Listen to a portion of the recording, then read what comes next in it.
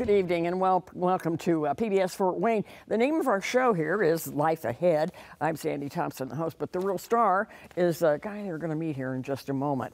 We're talking legal issues tonight, a concept or a situation that many of you have probably already dealt with, or if you haven't yet, you probably will. And that's when you have to make decisions perhaps for mom or dad or grandma or grandpa or a relative as to what to do with them if they've started into a cognitive decline, and you have to decide how to help them through that process, and maybe even such simple things as when to take the car keys away. That's a big issue as well.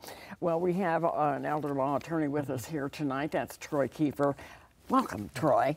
Thank you. Well, I shouldn't have to introduce him. He's been here many times on Life Ahead. Thank you for coming. It's wonderful to be here. And what a great topic, a timely topic. Yeah. I know one of the things that I've heard so many times is that during the holidays, this seems to come up because people are maybe seeing relatives they haven't seen for quite some time that are all home for the holidays. And then after the holidays, you as an attorney then start to get calls from the family saying, wow, you know, we were home for the holidays and we noticed Grandpa is really doing poorly. Help us. Is that what's happening? Yes, absolutely. There are a couple of times a year that happens, but especially around this time of year. And it happens during the summer as well. Yeah, it is something that happens quite a lot as families are close together. Yeah. Exactly. I get that for sure. And the thing is, like the people that are around them all the time that live here in town or see them regularly, you don't notice a change so much because you're with them and it's just such a gradual thing. But it's shocking sometimes to see them a number of months later and see what the difference is. Okay, let's talk about the signs of a, well, let's say cognitive decline. What would they be? What would we want to pay attention to or be aware of ourselves? Well, you're absolutely right. It is something that can sneak up on you, or it can be viewed as something, oh, mom's just quirky. Yeah. You know, she's getting more quirky in her old age. But things like not keeping up with personal hygiene, like maybe they once did, having trouble with daily tasks around the home, cleaning the home, taking care of their finances, making meals for themselves, becoming more secluded, withdrawing a little bit from the activities and the friends that they formerly had. If I were to go to like a family Christmas dinner or whatever, and then it's not at Grandma's house, where I might be able to notice a difference in daily tasks that maybe aren't getting done, but what kinds of things then, if we're just sitting at a family gathering, whether it's a meal around a big table or visiting in the family room, what kinds of signs would there be? Well, I think a lot of the things that we've kind of talked about, being withdrawn, and when you know somebody over an extended period of time, a parent or a grandparent, even if you've been away, you kind of have a feel for their sense of humor, the way they talk, and drastic changes in that could be a trigger. If they say things that are not pertinent to the conversation at hand, just out of the blue. Yeah. Can't follow a conversation. If they repeat themselves, repeat a story that they've already told everyone that day. Yeah. Those are some signs to look for. I know, I mean, when we're talking about a cognitive decline, perhaps, I mean, we could say signs of dementia, you know, I think we're kind of talking about in that vein where maybe they are having trouble following a conversation, or I've heard that one of the most obvious things is they can't think of a word, you know, like it just slips them. I mean, that they would know forever, like saying, hand me that, and they can't think of the word cup, and maybe they'll say, the thing my coffee's in, you know, whatever. Would those be things that you could easily spot then in a social situation? Yeah, and I don't think it's just one thing, it's an accumulation of different things. Yeah. Because I have to be honest with you, I'm finding myself forgetting some of those words. So, me too. Forgetting and I rediscovered Post-it notes, very valuable. Forgetting why I went into a room. Yeah. Yeah, or you go upstairs and you get up there and it's like, what did I come up here for? Exactly, You know? and that's not what we're talking about, of course. Right. But if that's an extreme version of that, Yeah. I think that's what you would be looking for, yeah. Yeah. All right, let's talk about legal definitions of incapacity, we'll call it, where they are declining in their mental capacity. Mm-hmm.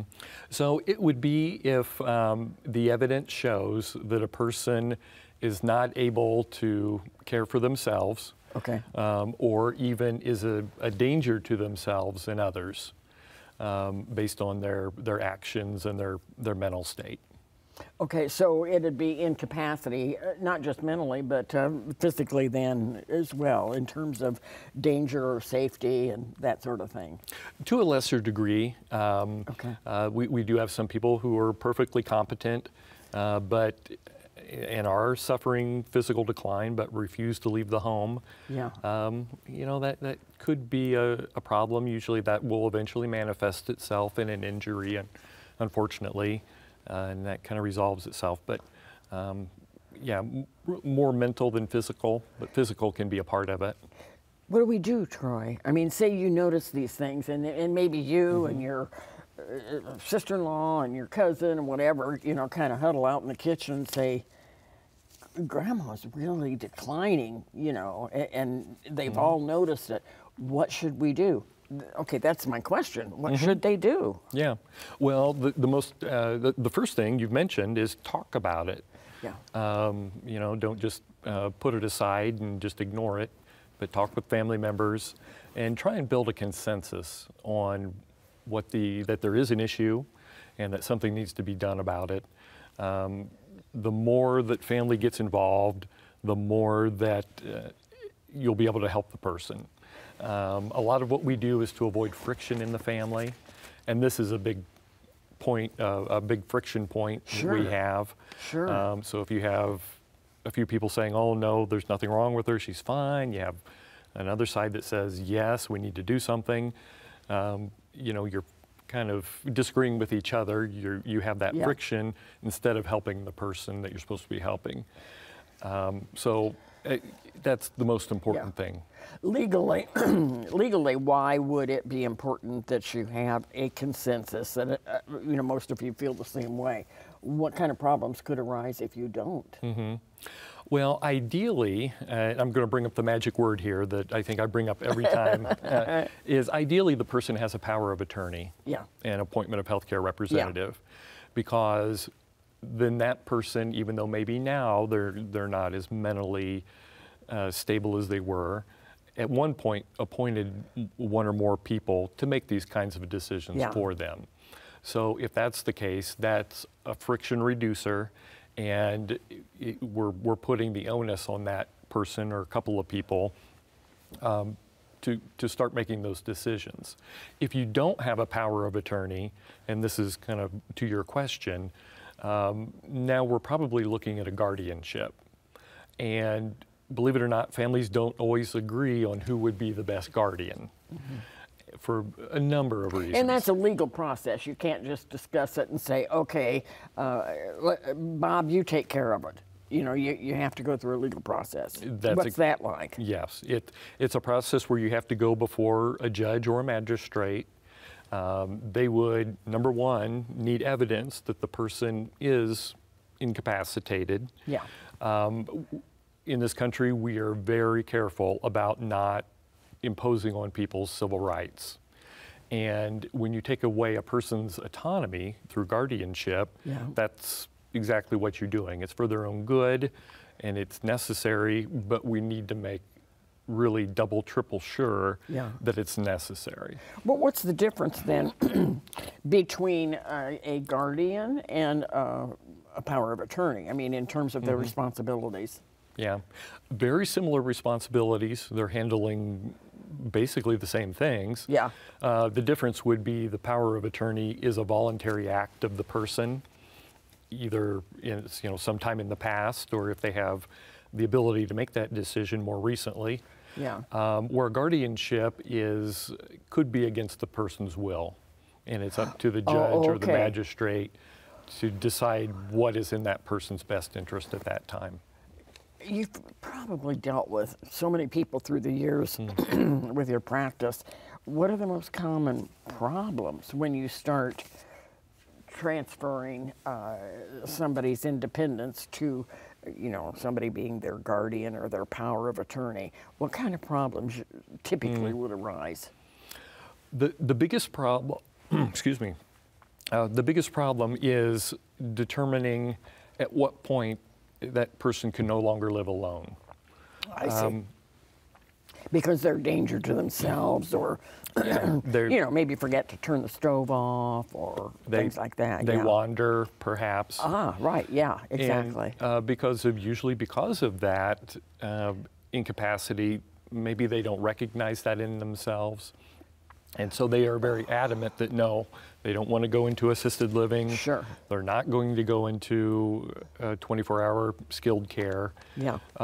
So usually that's the biggest fight. And unfortunately, how it usually ends up is that something will happen. They'll either fall ill. A crisis of some sort. Right. And now they're, quote, in the system. So they're in the hospital, and they transition then to rehab, and then at that point, everybody's looking at each other and saying, maybe this person cannot go home. Yeah. And so at that point, then they're transitioned to either assisted living or a nursing home, even if it's against their will. Yeah. That's if tough. they need it. Yeah. It's just so tough, to have to deal with that, not only for the person, because this is like life-changing for them. This is taking away who they have been or think that they are for so many decades. And it's hard for the family that has to put somebody in a nursing home or retirement center or someplace where they don't want to go. And how do you make them do that? Do you have any recommendations, Troy? Well, I really, for every client, put myself in the shoes of the person that we're working with. Sure. And I'm looking, I often ask what they like to do. I always get stories from the family and I hear what mom or dad used to be like. So I really try and put myself in their shoes, and so that I know what it is like for them right at that moment. And it is very often you can't reason with them. I think the best way to do it is to show a unified family front. Oh, okay. That you so might. One person isn't singled out as the bad guy.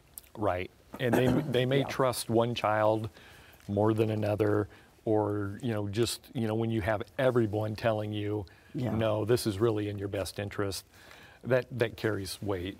So that's one way that we handle that. James called, by the way, Troy, and James has this question, and I bet other people have a typical situation.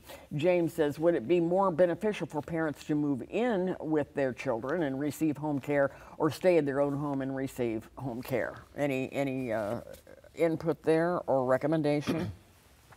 Well, that's a very good question, James. When you say beneficial, would it be more beneficial for a person to stay with their children or at home? Beneficial depends on the person and the situation. I think overall, if someone is cared for by family members, they're probably, not always, but probably receiving better care. I think if they're at home by themselves, that may not be the best situation. But overall, the state of Indiana has recognized that it is better for older people who have incapacities or infirmities to be at home, be in a familiar environment, be with people that they know. And that's the way the state is moving towards encouraging that type of care. So I think overall it is better. There are some situations where it is not possible. Yeah, that's a tough situation, no matter what. He talked about getting home care, or if where the the person might stay and whatever.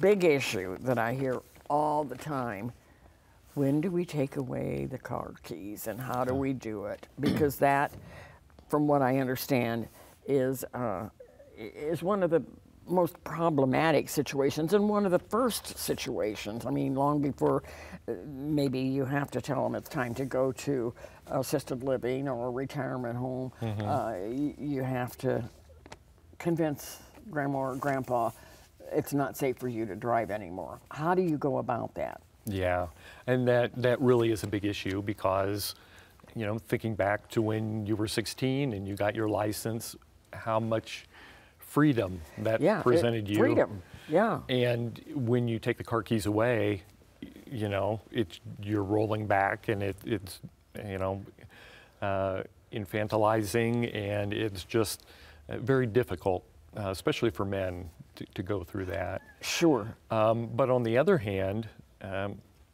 you have to think about the community and other people, and you wouldn't want to go through life knowing that if you just would have spoken up, either your family member or someone else would either be alive or not severely injured. You know, Troy, I know a person whose husband is having a lot of signs of dementia and problems, and driving is one of the worst ones because he gets lost all the time. I mean, literally lost. And they've even put trackers on his car and, you know, all sorts of things to try to solve the situation. And one time, they live in Indianapolis, and one time he left to go take the dog to the groomer just a few blocks down the street. So he took the dog to the groomer, and he didn't come home, and he didn't come home. Finally, the groomer called and said, "Hey, is anybody ever going to pick up your dog?" And they ended up finding that the man had driven from Indianapolis to Louisville, Kentucky. Really? I mean, I was stunned. I've had a couple of clients that he just could, you know, he had even gotten off, got gas, got back on, gone the wrong direction. Yeah, and you ask them, well, where did you think you were going? Yeah. And it's like they were in some sort of fugue state. And right. Typically, they'll just run out of gas, and they're found along the roadside by a state trooper, and they ask where they're from, and they, you know, say Indiana, and they're in Wisconsin, and so they did end up having to get the Kentucky police involved to find him down there and bring him to Indiana state line, and police get him home, and then, you know, having to go get the car and whatever. But he didn't really realize he'd done anything wrong. He just thought, well, it's a lot farther to the groomers than I can remember. Yeah. But they aren't willing to take his keys away yet. Well, and that's where being power of attorney yet again is a real You can just do it whether they want you to or not. You can do some things, and once again, you have to weigh the safety issue. Yeah. And maybe, you know, you can't necessarily drive the car away. I mean, if the person's has some competency, they could still report that to the police as the car has been stolen if you're not power of attorney. Yeah. But maybe the keys get lost. Maybe the battery cable falls off the battery and it won't start. Doggone, look what happened. Yeah, things happen. I did hear advice once from a therapist who was looking at this kind of situation from a psychological point of view, and she suggested that they might find it comforting if the car is still there. Like you said, maybe you lose the keys or something, but they can open the garage door and see that the car's still in the garage. Yeah, I haven't lost anything, the car's still there. Or maybe you start taking them places, but you drive them in their own car, and they don't feel that you know, loss of independence so much. And I know one person that had been moved into a retirement center. Although they'd taken his car keys away several months before, he still claimed he, had his car, whatever, and they actually parked it in the parking lot at the center where he could see it from his window. And that made him comforted. He knew they hadn't really taken away the car yet. Yeah. We do have a phone call, Troy, from Ann. I want to get to that here. She says she has a son who forgets a lot and continues to call because they are lost. Aha, just what we were talking about. How can we deal with this situation? They don't want to give up their keys to the car. Yeah.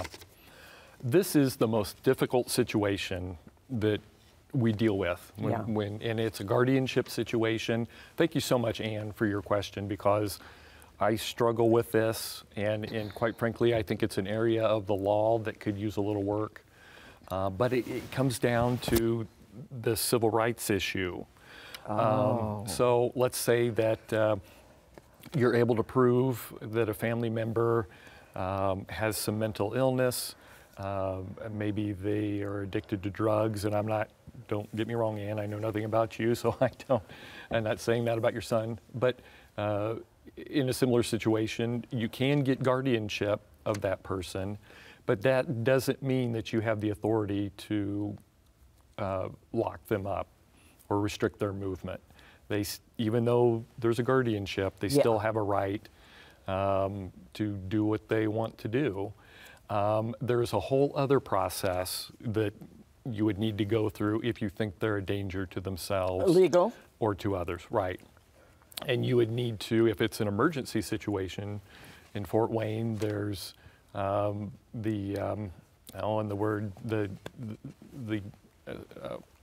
police division is going to escape me, but they're trained to I see. To but handle it's part of the police mental responsibilities. illness, right, in emergency situations. Okay.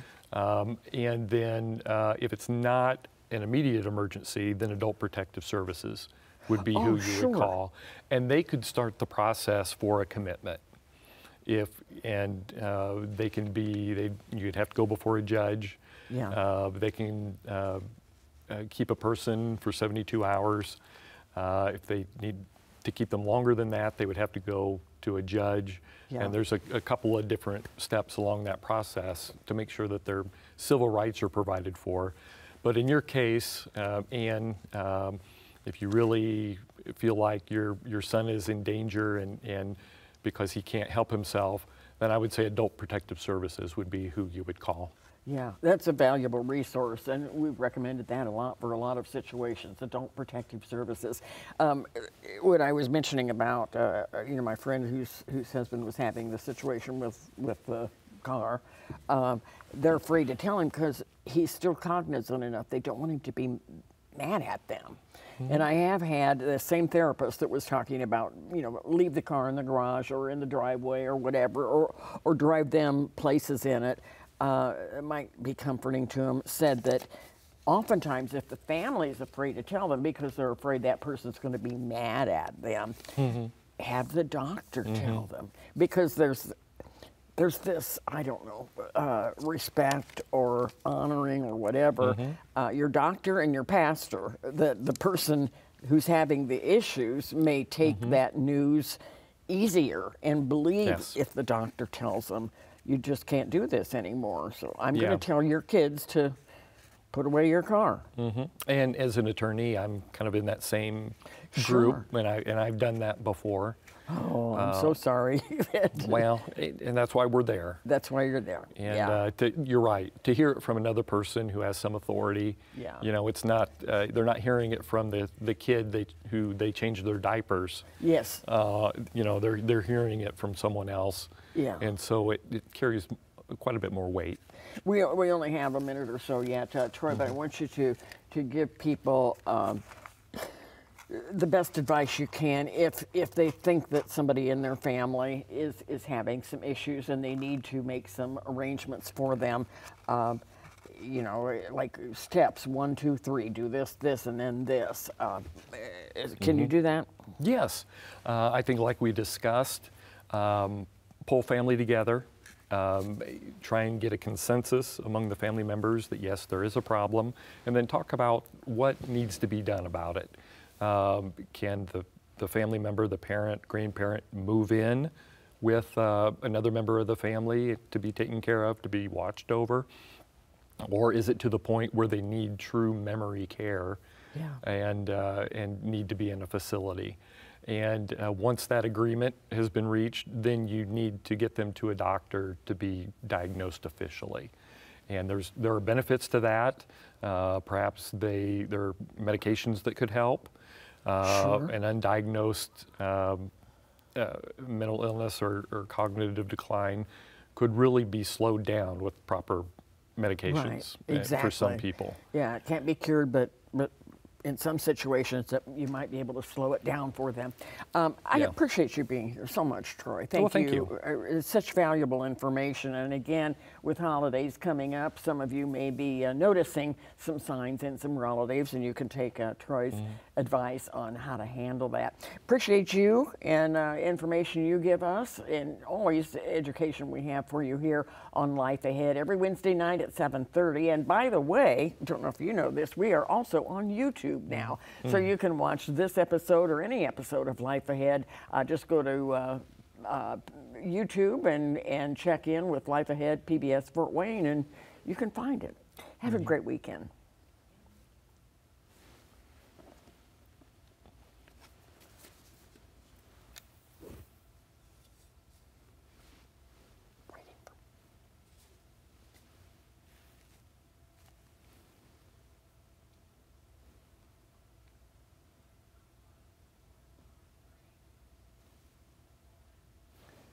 The preceding program on PBS Fort Wayne was made possible in part by the year 2030, 1 in 5 Americans will be of retirement age.